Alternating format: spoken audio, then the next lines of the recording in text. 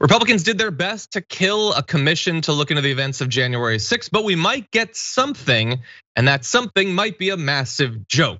The House is set to vote later on this afternoon on establishing a 13-member select committee to investigate the January 6th attack on the Capitol, a move Republicans say is likely to advance a partisan agenda rather than pursue the truth. But bear in mind, they rejected the bipartisan one. So kick rocks. I mean, that's really all I have to say. You could have had it your way, you chose not to.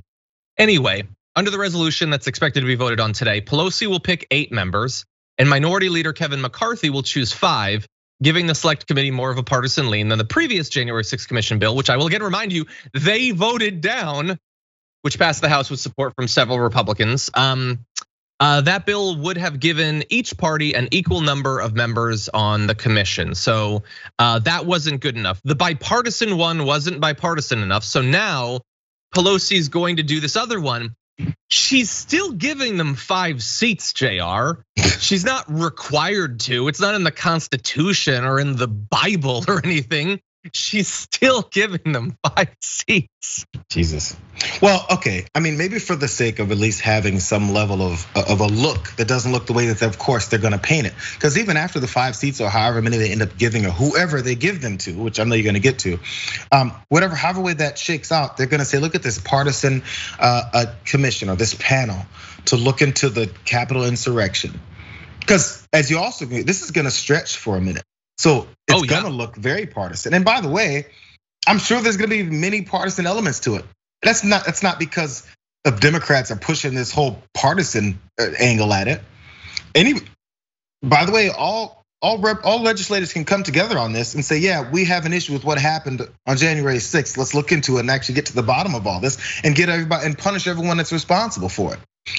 It can, again, just like the last thing we just talked about.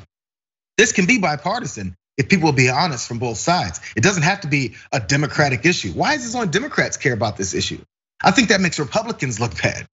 Yeah, especially because since it was Antifa that attacked, you'd think the Republicans would want to be on board. I will grant Tyler Olson, journalist of Fox News, who wrote the 2 first graphics we showed you, I will grant him that. I think there's a chance that it could become a bit partisan, but for a reason that I don't think people have really acknowledged, and that is that, and I've looked into this. So one thing that I think could be spun to be partisan is this. It's complicated. The supporters of one party tried to overthrow the election. It was one party's supporters tried to steal the election from a different party. Partisan. I think it could be spun. I'm not necessarily savvy enough with the PR stuff to spin it that way, but I think it could be done. But anyway, as JR alluded to, the proof of the pudding is going to be in the committee memberships, and who is going to be in it? Well, we don't know yet. Kevin McCarthy hasn't said who he's going to appoint. He was asked, are you going to appoint anyone who has dismissed the January 6th attack as not being important? And he wouldn't say that he wouldn't do that. So far, all we have, JR, are the people who have volunteered to do it. And here are the people who have volunteered to do it. Matt Gaetz told Forbes he's interested, arguing that his defense of Trump during the Russia probe shows that he's, quote, pretty good at asking questions. He's got the best questions, and adding, I think I'd be helpful. Yeah, that makes sense. Yeah. Well, I mean, the one good news, at least on Matt Gaetz, is hopefully he won't be there. He'll be somewhere else. That is also possible. Do you really want to commit yourself to something that's going to last in the next year, Matt Gaetz? That seems optimistic, buddy. Anyway, man's never been helpful in his entire life. One of the producers wrote. Whose cursor is that? I need to find out. Anyway, so okay, well, you like Matt Gaetz, then you're really gonna like this. Representative Louis Gohmert says, I serve when called, always have. I mean, in theory, no one's ever called me. Who would want me? I wouldn't want me. But if they call me, I'll serve. And he said he believes, like, Tucker Carlson has moved on from the FBI did it thing, but Louis Gohmert's still on it. He believes the FBI did it. He blasted FBI Director Chris Wray for not calling the riot basically peaceful and protested the characterization of it as an armed attack. Okay, he'll be helpful. He'll be helpful. That's not the worst, JR. what would be the worst? I know.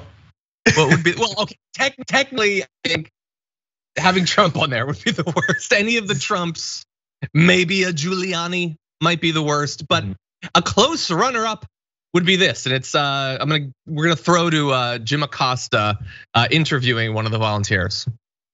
Would you like to serve on the committee? Would you like to be on the committee? Sure, she should put me on the committee. That would be great, you know? And you would show up and ask questions? And Absolutely, of course I would. I've worked hard all my life and I would work hard there as well. Of course I would. Like she said it. Like I can't even help it. I'm BSing you, and I love it.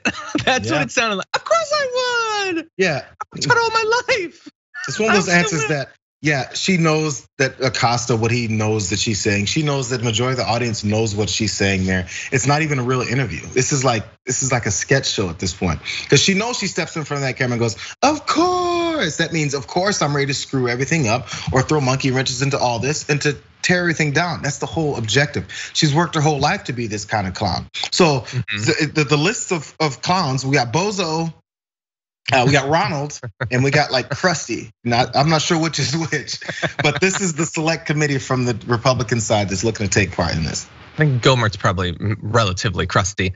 So I've got a negative reaction, and then I'm gonna give her some credit. So the negative reaction, I guess, is judging by that video, I think that somehow AOC's slam on her made her shorter. I think that she's literally shrinking. Anyway, it would have been so funny if AOC walked by in the background, like towering over her. Anyway, but I do want to give her a little bit of credit. And I know that you think that I'm being sarcastic, and I really feel the inclination to be sarcastic, but I'm not really going to be. If you watch the full interview between Acosta and Greene, it's only a few minutes. This is probably her being, I think the compliment I'm gonna give her is that she's being more savvy than normal, because normally she can't even see savvy from her house. But she doesn't claim that it's Antifa. The closest she comes is she says there were people in red hats, there were people in black shirts, there were people in Trump clothes. So she says black shirts. I think she's implying Antifa there, but she did say there was people in Trump clothes. She says they shouldn't have done it. She generally is negative towards it and isn't spreading too many conspiracy theories. Now, she does repeatedly say that the people are being held in solitary confinement or whatever, which if that was actually a genuine expression of her opposition to solitary confinement as a tool of incarceration, then I'd be totally on her side. That's not what it is. She's just defensive of those people. But she didn't fill the interview with a bunch of conspiracy theories. That said, I think she was restraining herself, and no, she should not be on the committee. But at this point, I'm not sure Pelosi can stop her. I think that the literal words of the resolution are that she will take like the advisement of McCarthy, but she's giving them 5 seats. Are we sure that she would say no? I don't know. If they try to put Gaetz, Gohmert, Greene, do any of those make it on?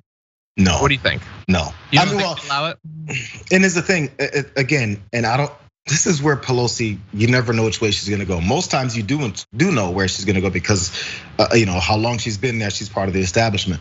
But when it comes to things like this, when it does do some good to the establishment to have things a certain way that maybe many progressives or libs would want, she wavers because now she's like, okay, this actually does work for me in establishment, and people may back it up because people do want to see what happened and do want this to be investigated, and because this actually could help them in 22, because this is going to stretch.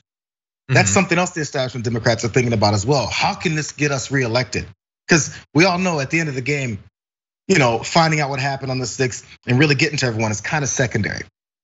That's just me. That's my pessimism. Their first thing is getting reelected. Let's keep that real.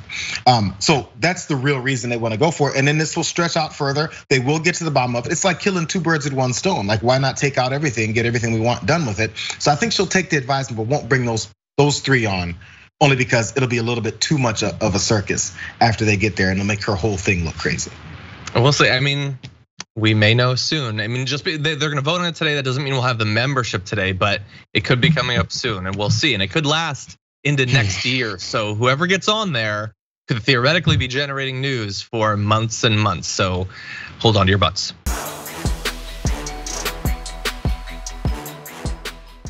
Check out the Damage Report podcast each day, wherever you get your podcasts, whether Pocket Casts or Stitcher or iTunes.